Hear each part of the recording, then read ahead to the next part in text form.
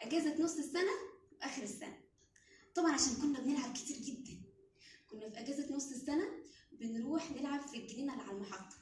دي كانت حته عندنا كده في المنطقه.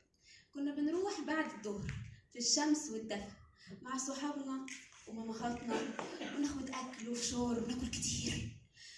وفي اجازه اخر السنه كنا بنلعب وقت الغروب لما الشمس تهدى في الشارع عادي على الاسفلت.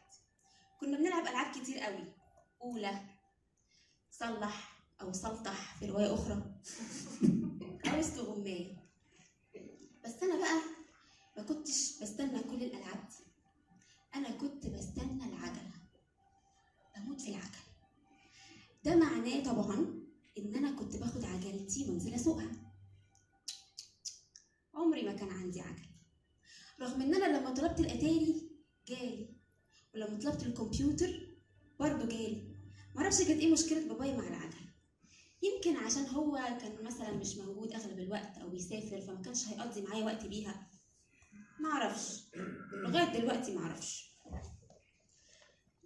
فكنت بلعب مع غدا صاحبتي بالعجله بتاعتها. كنت بسوق العجله؟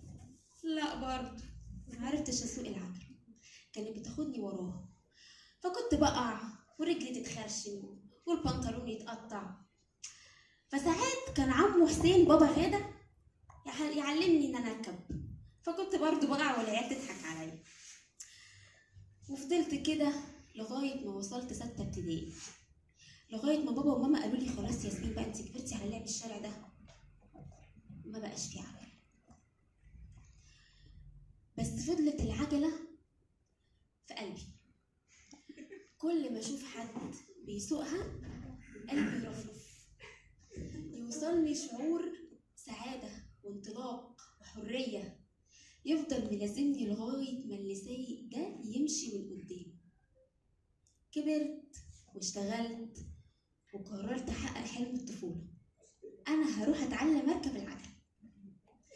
وكلمت التيمز او الفرق اللي هم بيعلموا العجل دول، ورحت قابلت بنت عسوله جدا اسمها كابتن بسمه عشان تعلمني. قعدت حوالي 5 مرات على بس ما وزنت العجله، عشان اصلا انا كنت ضعيفه ومش بلعب رياضه، لدرجه ان اخويا الصغير جه معايا وساق من اول مره. بعد كده اتشغلت وكان ورايا شغل وحاجات فما كملتش، بس ما نسيتش، فضلت العجله في دماغي. عدى حوالي 2 سنين، قلت اكلم بسمه اشوفها لو عايشه بقى، لو وافقت يعني بعد اللي حصل تعلمني. وقالت لي اوكي يلا بينا، بس هي ما كانش عندها عجله تعلمني عليها، عشان خاطر هي سابت الفريق اللي كانت شغاله معاه. قمت جبت عجله اخويا جاله عجله، قمت جبت عجله اخويا وربطتها في العربيه، وبقيت اروح لها كل يوم بعد الشغل من المقطم لمدينه نصر، تعلمني تحت بيتها في حته كبيره كده. قعدت 10 مرات عشان اسوق العجل، لدرجه ان احنا اتعرفنا على الراجل بتاع الامن اللي في الشارع وبقينا متصاحبين عليه. وسوقت العجل وحسيت بالهواء وهو بيخبط في وشي، وانا ببدل وبفادي الحفر والزلط والمطبات، وبهدي عند المطب وببص يميني وشمالي قبل ما احود. واو.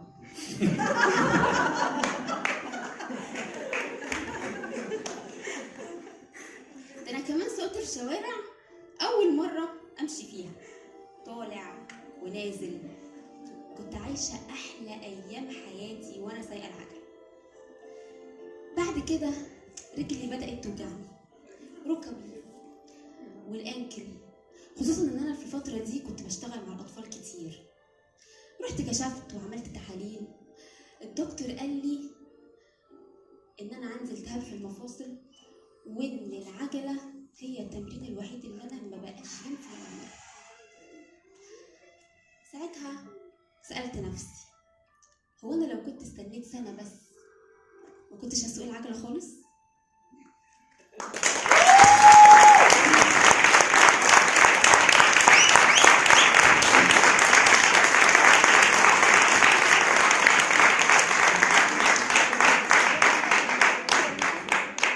حاجة غريبة حاجة غريبة حاجة غريبة حاجة غريبة، الدنيا لها طعم جديد.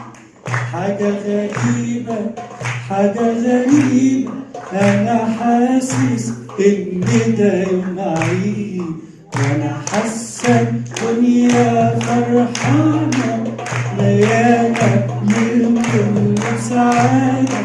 الفرحة حلوة في عينيا، حلاوتها سكرها زيادة. فيها فرحة حلوة في عينيا، حلاوتها سكرها زيادة.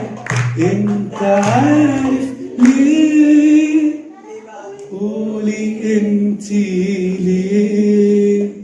علشان احنا مع بعضينا الأول مرة لوحدينا، ولا حدش بيبص علينا غير فرحة قلبنا وعلينا.